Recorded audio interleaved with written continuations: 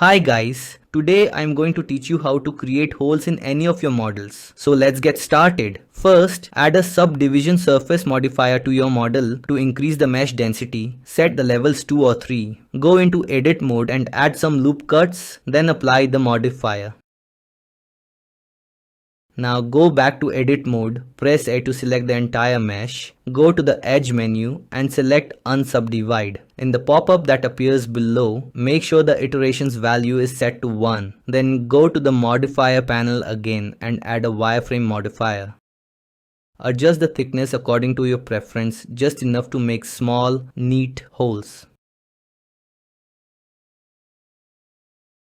If you want to add a boundary, check the boundary option. Once done, apply the modifier. After that, add another subdivision surface modifier and set the levels to 1 or 2 depending on the level of detail you want. Finally, apply this modifier too. And that's it. Your model with holes is now ready. See you in the next video. Goodbye.